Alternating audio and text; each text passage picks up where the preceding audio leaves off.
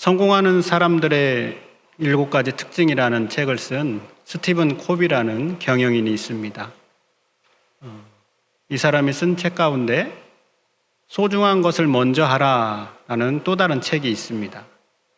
이 책은 시간 관리에 관련된 책인데요. 콥이는 이 책에서 말하기를 사람들이 긴급한 것을 하면서 소중한 것을 놓치고 있다. 그렇게 이야기를 하면서 긴급한 것보다 소중한 것을 먼저 하라라는 시간 관리법을 제시하고 있습니다. 저자의 말을 빌린다면 예를 들어 이런 것이 될 것 같습니다. 내일까지 마감해야 할 업무가 있는데 우리 아이가 부모인 나와 놀아달라고 합니다. 그러면 우리는 어떻게 해야 될까요? 보통은 어떻게 할까요? 보통은 업무를 먼저 하기 마련입니다. 왜냐하면 업무가 더 긴급하기 때문이죠. 그러나 저자의 말을 빌린다면 긴급한 것도 중요하겠지만 소중한 것, 아이와 놀아주는 것, 그건 역시 소중한 일이기 때문에 아이와 놀아주는 소중한 일을 먼저 하라라고 제시하고 있는 것이죠. 오늘 이 긴급함과 소중한 것, 이 콥이의 이야기를 빌려서 생각해 본다면 오늘 예수님께서도 제자들에게 긴급한 것과 소중한 것 가운데 어떠한 것을 먼저 해야 하는가, 그것을 우리에게 말씀해 주고 있습니다. 여러분, 모든 것을 버리고 예수님을 따르는 제자들에게 긴급한 것은 무엇일까요? 아마도 오늘은 이곳, 내일은 저곳에서 말씀을 전하시는 예수님을 위해서 오늘은 어디에서 머물러야 할까? 이번에는 우리 예수님께 무엇을 드시도록 해야 할까? 아마 이러한 것들이 긴급한 그러한 내용들이 될 수 있지 않겠습니까? 그런데 예수님께서는 그러한 긴급한 것들보다 소중한 것, 제자들에게 이야기하는 가장 소중한 것을 먼저 하라라고 제시하고 있습니다. 그 소중한 것은 무엇일까요? 오늘 우리가 함께 읽은 본문의 33절에 보면 이렇게 기록되어 있습니다. 너희는 먼저 그의 나라와 그의 의를 구하라. 여러분, 먼저라는 말은 첫 시간이나 첫 자리 혹은 최고의 지위를 뜻하는 말입니다. 그러니까 예수님께서 먼저 그의 나라와 그의 의를 구하는 것이 가장 최고의 자리가 되도록 해라, 혹은 최고의 지위가 되도록 해라 라고 말씀하고 있는 것이죠. 그러면 어째서 예수님께서는 하나님의 나라와 의를 구하는 것이 가장 첫 번째에 두라라고 말씀하고 있을까요? 그렇지 않으면 하나님의 나라와 의를 구하는 것이 첫 번째 자리에 있지 않으면 자꾸만 우선순위에서 밀려날 수 있기 때문입니다.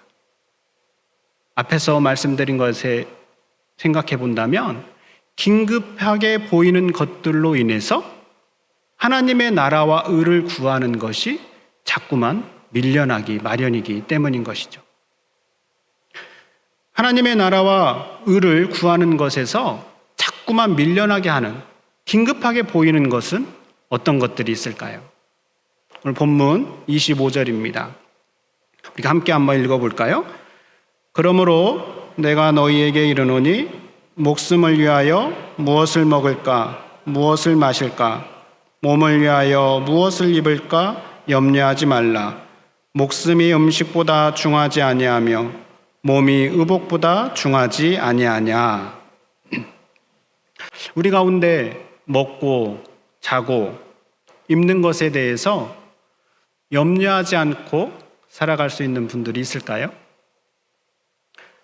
제가 아는 어떤 분은 이른 나이에 홀로 되셔서 6남매를 키우시는데 아주 가난하게 이제 지내셨습니다. 그래서 늘 하는 걱정이 양식 걱정입니다. 옛날에는 이렇게 쌀독이 크게 있었지 않습니까? 쌀독에 쌀이 절반만 남아도 벌써 걱정합니다. 쌀독에 쌀이 절반이나 남아있네 라고 생각하지 않고 아이고 쌀이 벌써 절반밖에 안 남았네 어떡하지 하면서 걱정을 합니다. 또 계절이 바뀌면 많은 사람들이 걱정하는 게 있습니다. 마땅하게 입고 나갈 옷이 없다라는 것이죠. 옷장을 열어보면 많은 옷이 있지만 정작 입고 나갈 옷이 없다고 고민합니다. 집에 대한 걱정과 염려는 두말할 필요도 없죠. 요즘은 영끌이라는 신조어가 생기기도 했습니다. 영끌이라는 말은 영혼까지 끌어모은다라는 줄임말인데 이것은 자신의 전 재산을 긁어모아가지고 부동산이나 주식에 투자하는 것을 의미합니다. 이렇게 영끌까지 해서 사람들이 투자하는 것은 바로 내 집 마련을 하기 위한 것이고 그 이면에는 집에 대한 걱정이나 염려가 없고자 하는 그런 사람들의 마음이 있기 때문입니다.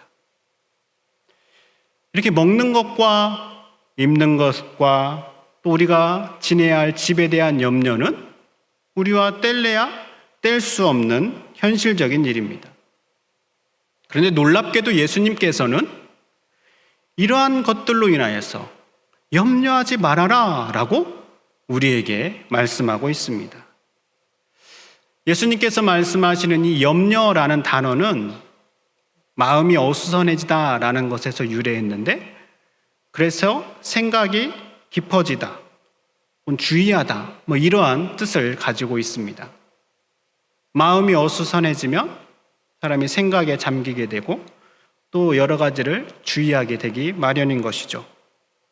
그런데 염려는 이 여러 가지 생각에 잠길 때 나쁜 방향으로 생각하는 것을 두고 하는 말입니다. 예를 들어 우리 어린 자녀가 학교에 갔을 때 내 자녀가 학교에 안전하게 갔을까? 혹은 학교에서 괴롭힘을 당하지는 않을까? 이렇게 생각하는 것, 안 좋은 쪽으로 자꾸 생각하는 것이 바로 염려라는 것이죠. 우리는 이렇게 사소한 것들로부터 큰 문제에 이르기까지 다양한 염려들을 할 때가 많이 있습니다. 그런데 우리 예수님은 이런 우리의 상황을 아시고 아주 분명하게 말씀하십니다. 염려하지 말아라. 예수님께서 우리에게 염려하지 말아라 라고 말씀하시는 데에는 분명한 이유가 있습니다. 그 이유는 32절에 기록되어 있습니다.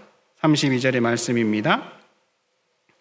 이는 다 이방인들이 구하는 것이라 너희 하늘 아버지께서 이 모든 것이 너희에게 있어야 할 줄을 아시느니라. 아멘. 32절에서는 무엇을 먹을까 마실까 무엇을 입을까 하는 것은 누가 구하는 거라고 합니까? 이방인들이 구하는 것이다 라고 합니다. 하늘에 계신 하나님을 아버지다 라고 고백하는 사람들에게는 이 모든 것이 있어야 할 줄을 아신다 라고 말씀합니다. 그럼 여러분은 이방인이십니까? 아니면 하나님을 아버지라 부르는 사람들입니까? 물어보나 마나죠? 우리는 하나님을 아버지라 부르는 사람들입니다. 하나님을 아버지라 부르는 사람들에게는 그 하늘 아버지께서 이 모든 것이 있어야 할 줄을 아신다라고 말씀하십니다. 하늘 아버지께서 우리에게 있어야 할 것을 아신다라고 말씀하실 때 이 아신다라는 단어는 알다, 깨닫다라는 뜻도 있지만 또 다른 의미로 이 보는 것, 보다라는 뜻도 있습니다. 그래서 이 구절은 하나님께서 그의 자녀들에게 있어야 할 것을 보고 계신다라고 이해할 수도 있습니다.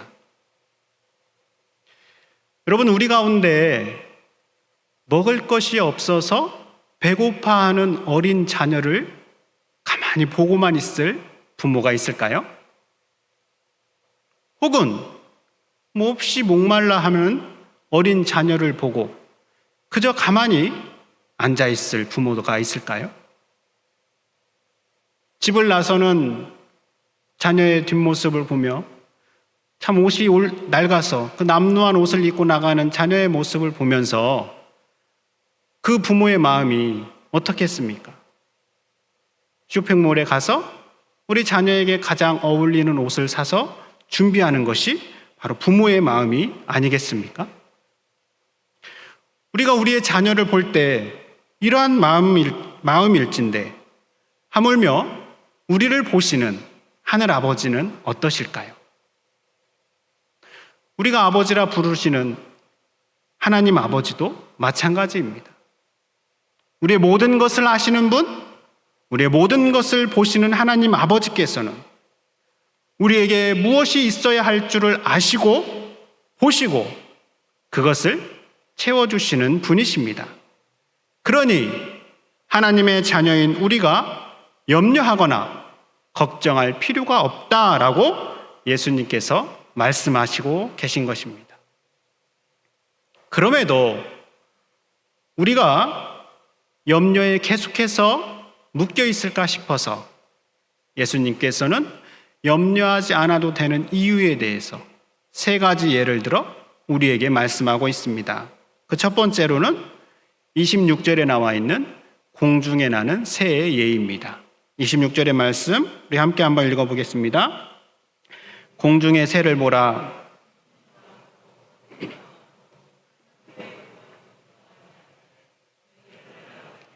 기르시나니 너희는 이것들보다 귀하지 아니하냐. 아멘.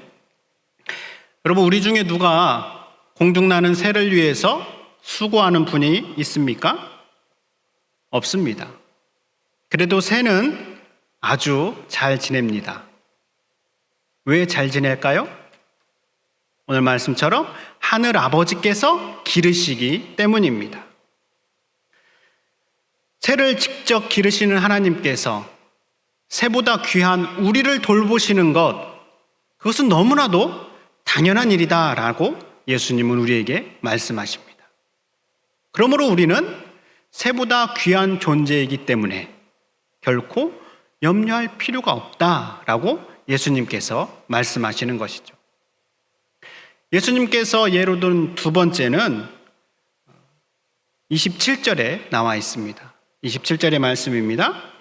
너희 중에 누가 염려함으로 그 키를 한 자라도 더할 수 있겠느냐. 여기 27절에 키라고 번역된 단어는 나이 혹은 높이 또 생명으로 번역할 수도 있는 단어인데요. 27절에 키라는 글자를 보면은 거기에 숫자가 쓰여져 있고 그 나눠줄을 보면 또는 목숨을이라고 기록되어 있는 걸 우리가 볼 수 있습니다. 그래서 저는 이 키라고 번역된 단어를 목숨 혹은 생명으로 이해하려고 합니다. 왜냐하면 이 계속되는 흐름상 우리가 염려한다고 해서 아주 작은 것이라도 해결할 수 없다라는 것을 예수님께서 말씀하고 있기 때문입니다. 그 키를 한 자라도 더할 수 있겠느냐라고 할 때 이 한 자라는 것이 이 손 끝에서부터 이 팔꿈치까지 한 46cm 정도의 길이를 의미하는 것입니다. 이것은 아주 큰 숫자이죠.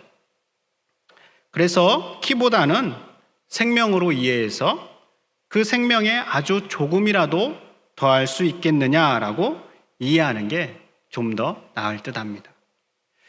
그래서인지 표준 세번역에서는 이 구절을 이렇게 번역해 놨습니다.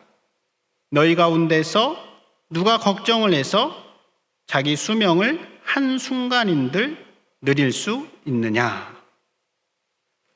여러분, 우리 중에 누가 염려함으로 우리의 생명을, 우리의 목숨을 아주 작은 한순간이라도 늘릴 수 있는 사람이 있습니까? 없습니다. 이렇게 아주 작은 것조차도 염려함으로 성취할 수 있는 사람은 아무도 없습니다. 그러므로 아무런 도움이 안 되는 이러한 염려를 할 필요가 없다라고 예수님께서 말씀하시는 것이죠. 예수님께서 세 번째 예로 든 것은 들에 핀 꽃입니다. 28절과 29절의 말씀입니다. 함께 한번 읽어볼까요? 또 너희가 어찌 의복을 위하여 염려하느냐? 들의 백합화가 어떻게 자라는가 생각하여 보라. 수고도 아니하고 길쌈도 아니하느니라. 그러나 내가 너희에게 말하노니 솔로몬의 모든 영광으로도 입은 것이 이 꽃 하나만 갖지 못하였느니라. 아멘. 이 본문에는 들의 백합화라고 기록되어 있지만 예수님께서 정확하게 어떤 꽃을 지칭하셨는지는 정확하게 모릅니다.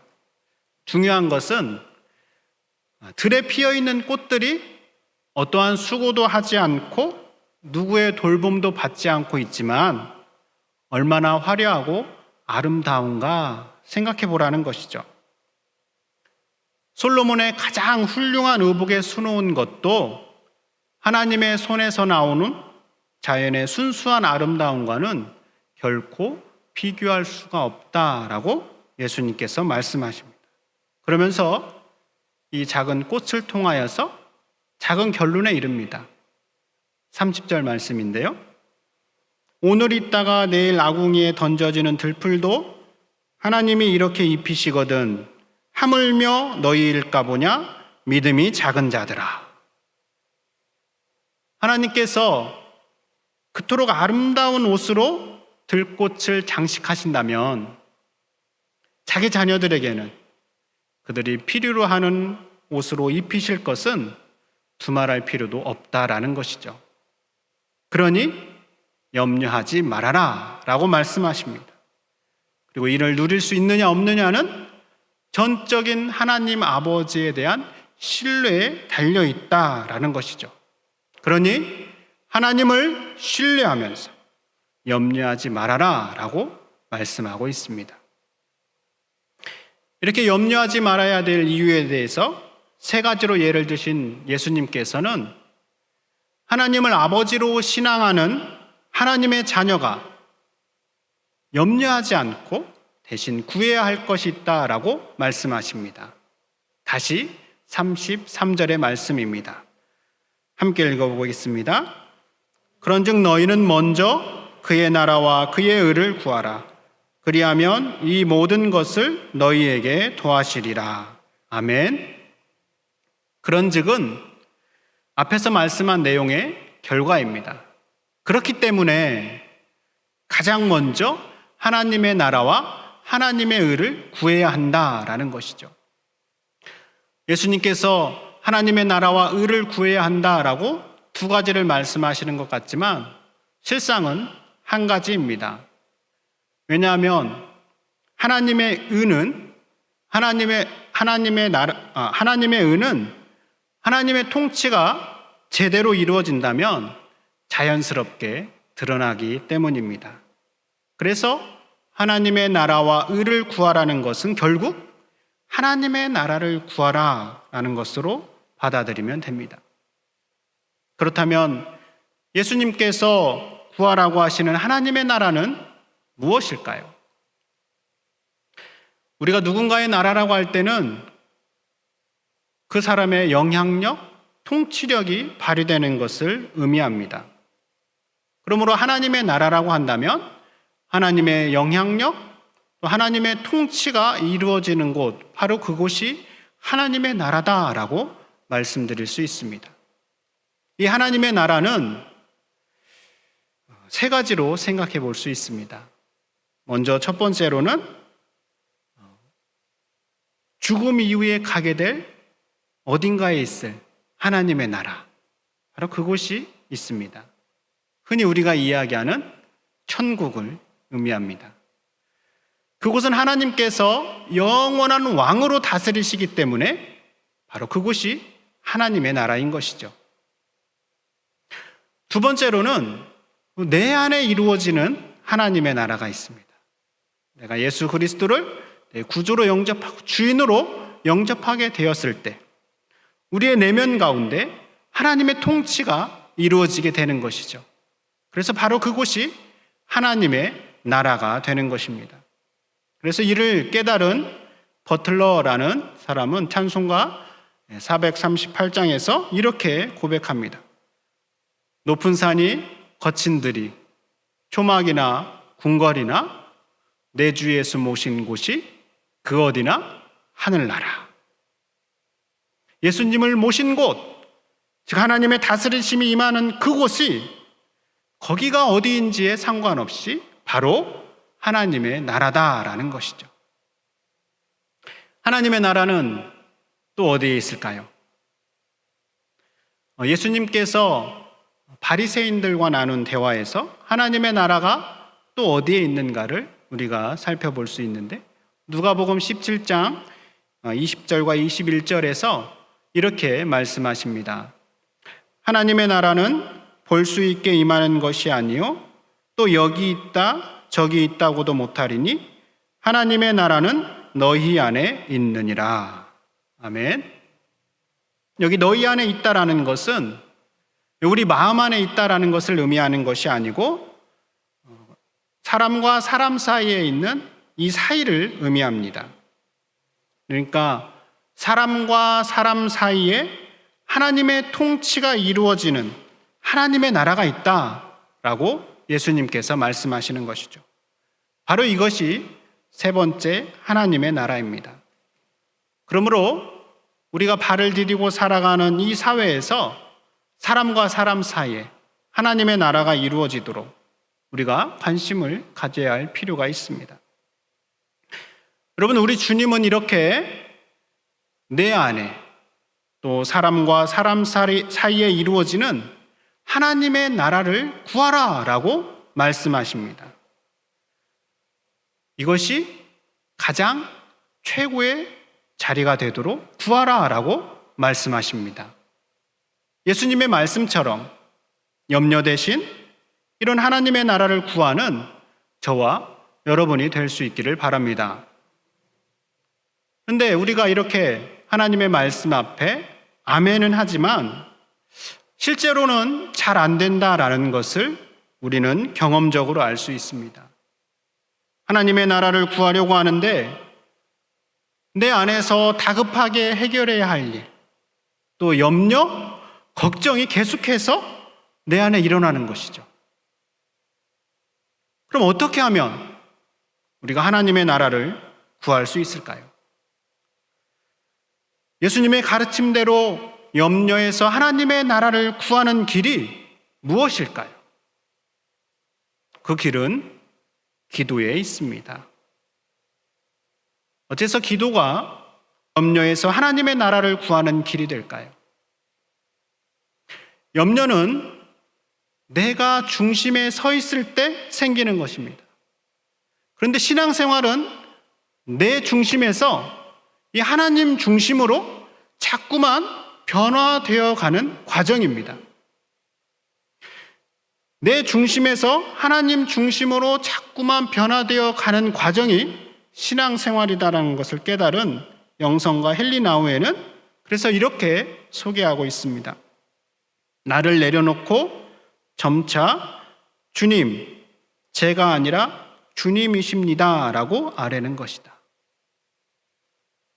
처럼 신앙생활은 내 중심에서 하나님 중심으로 옮겨가는 겁니다.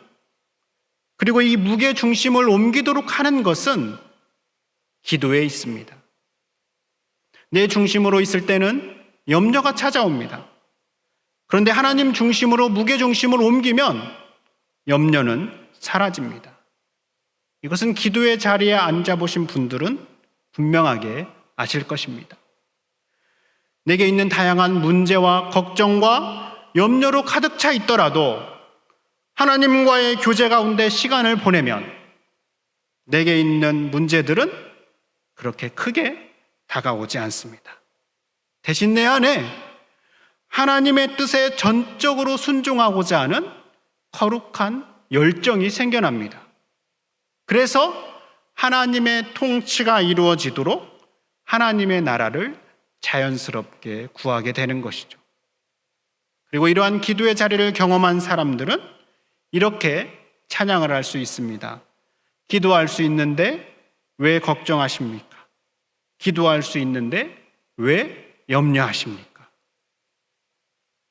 사랑하는 여러분, 우리로 하여금 염려하게 하는 일들은 계속해서 생겨나게 될 것입니다. 그러나 예수님은 우리가 그러한 염려에 빠지는 것이 아니라 가장 먼저 하나님의 나라를 구하라 라고 말씀하십니다. 염려에서 해방되어 하나님의 나라를 구하는 길은 기도에 있습니다. 이제 그 기도의 자리에 나아감으로 하나님의 나라를 구하라는 예수님의 말씀을 직접 실천해가는 저와 여러분이 되시지 않겠습니까? 말씀을 기억하며 말미에 소개한 기도할 수 있는데 라는 찬양을 부르시고 함께 기도의 자리로 나아가겠습니다.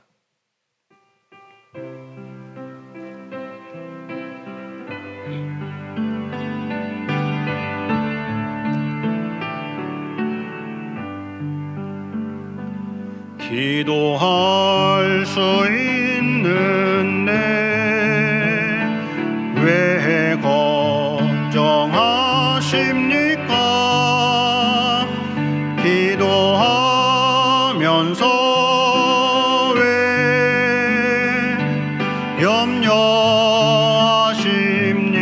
염려하십니까? 기도할 수 있는데 왜 실망하십니까?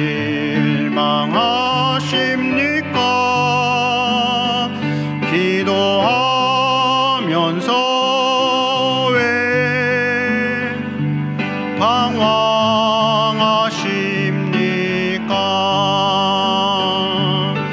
주님 앞에 무릎 꿇고 간구해 보세요.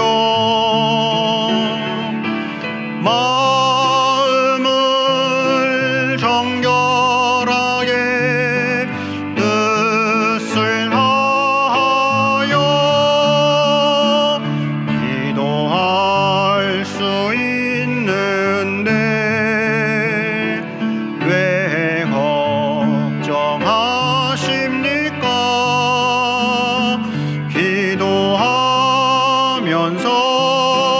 왜